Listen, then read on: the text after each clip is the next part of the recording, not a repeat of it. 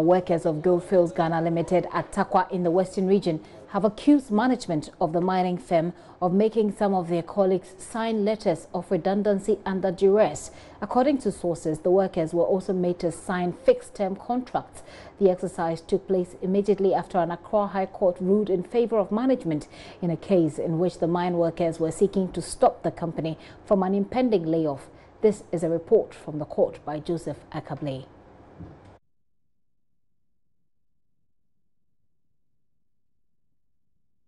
On their management to rescind any decision intended to have some of them laid off. Sources close to the company explained the layoff as necessitated by short lifespan of the Takwa mine. This was not the first time the company was undertaking such an exercise. About 400 workers were laid off in 2014 over similar concerns. A petition was handed to Parliament's Mines and Energy Committee by the agitated workers when they received letters informing them of the management's decision. They argued in court the reasons for the retrenchment was not allowed under the law.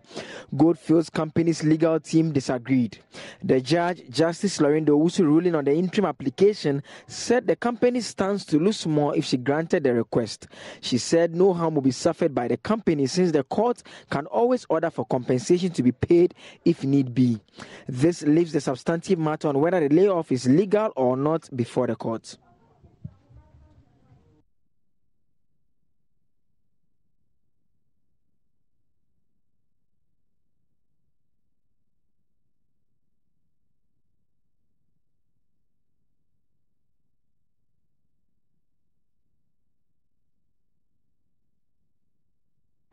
Well, JoyNews is learning this heavy military presence at Goldfields, and some of the workers are being forced to sign their redundancy letters. Here's an account of the staff who has been forced out of the workplace speaking to JoyNews on anonymity. Well, let's go over the lines now and engage the Ghana Mines Workers Union over this matter.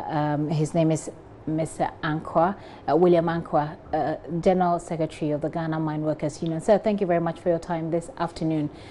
Yeah, good afternoon, madam. How are you? I'm not bad at all. We understand that some of your workers are being forced to sign contracts. Yeah, that's some of our valued members in Goldfields, Pepper Mines, comprising those in the senior staff range who are members of the union and those in the senior staff, artisanal, blue and white collar colleagues. What has happened is that I'm sure that you guys have been following the court proceedings and how it ended last Friday, being the second day of March 2018. And as a law-abiding union, all that we could do, we think that the judge had done what she could do, but we disagree with her ruling. So we asked our counsel to really move a motion for still execution, and that was really done accordingly, and Goldfields has to be served that very day. Obviously, it's a kind of corporate arrogance, and I'm indeed taken aback because in today's 21st century landscape, we expected a business that claimed they signed on to global compact and respect the need for unions to operate with an enterprise when you don't have got the right to do so. So, dead members of the union to special relations to the extent that there's a strong military presence who wasn't supposed to sign on to take redundancy letters and sign on to a one-month interim fixed-term contract. Well, you're saying that the military men available, or the military men present at the site, are helping the company to force workers to take redundancy letters. Obviously, I can say on authority. What's the evidence? Because besides videos, hold on, let me land. Besides the videos that we have seen of people in military uniform walking around the premises, we don't have any more information. Can you help us so we can establish? Maybe I mean, you could ignore that if you want to, but the point I'm making is that we have colleagues who are physically there. If you want evidence, can be sent to them after. But what we're saying that I can say on authority that was the situation. People working there, and obviously in that circumstance, they had difficulty taking any videos here and there. But that's what did happen, and I'm not exaggerating. You can send police here to investigate. I'm sure that you get a disaster. So that's really what we've been told by our members who were there at that instant and what they went through, that tribulation and that kind of stuff here and there. So that's the case in point.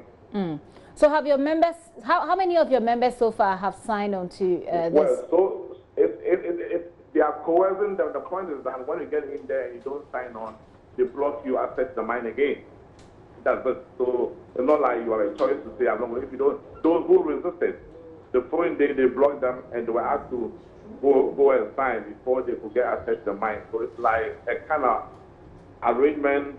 I'll call it voodoo industrial relations in the 21st century landscape. That is surprising. Can you say that again? I didn't quite get it. Well, I'm saying that I call that voodoo industrial relations because, I mean, that's what I believe in doing. At the end of the day, they're still so desperate and frustrated to execute a business model that is meant to suit the points and capitals of a handful of management cohort.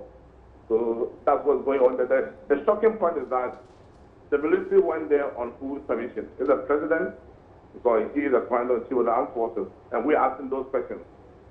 So our meeting here tomorrow is to really ask these questions and get appropriate answers. Who are you directing these questions to? Have you directed this question to the presidency? The point is that military men can move to any place unless they can't move unless it's been authorized by the process that be. Right. So we believe that the state has answers, has questions to answer in respect of that. As we speak, nobody has its own up. The municipal chief here hadn't been able to say, well, they have what's going on. So we think that the president always answers to that, and we demand answer because my workers going about duties lawfully. We don't, our members deserve to be treated this way in the 21st century industrial landscape. That's ugly, and I think that for me, it's indeed shocking and it's shame to our dear nation.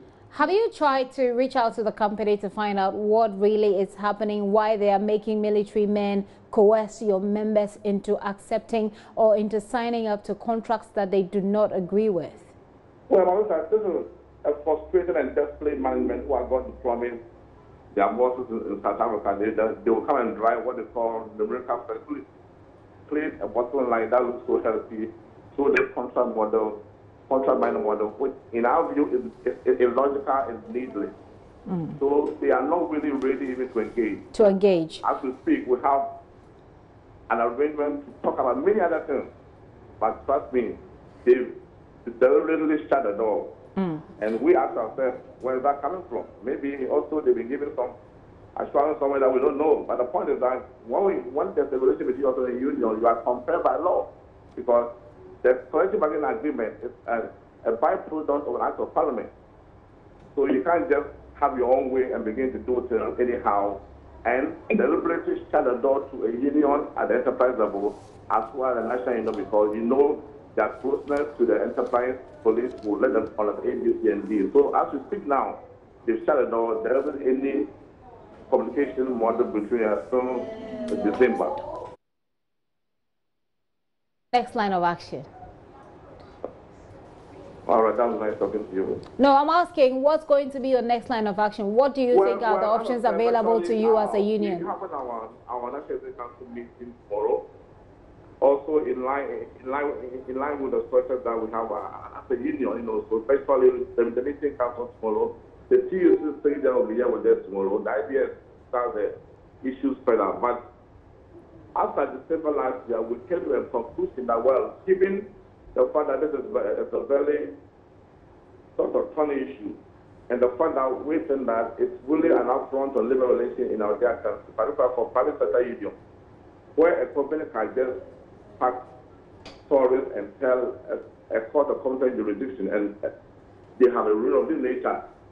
If we don't get heard, and obviously from what the judges have said that there are matters of legalities that have been dealt with, but her fear was that if we lose, we can't afford to pay the company. Something we find quite consulted. So the meeting will discuss the implication of the ruling for unions in the private sector, because it's really an issue that is concerned all of us. And obviously, based on that, the directive for the structures will come. Then I, as the General Secretary, and my team will compare accordingly. Sir, thank you very much for your time this afternoon. I wish you all the best with your further actions. I've been speaking to William Ankra, he's the General Secretary for the Mine Workers Union there, and the story here is that management of Goldfields Limited are forcing some of the workers there to sign contracts, will basically accept their terms of disengagement. We'll be reaching the ministry, we'll be reaching the management as and when we have them to get their side of the story as well.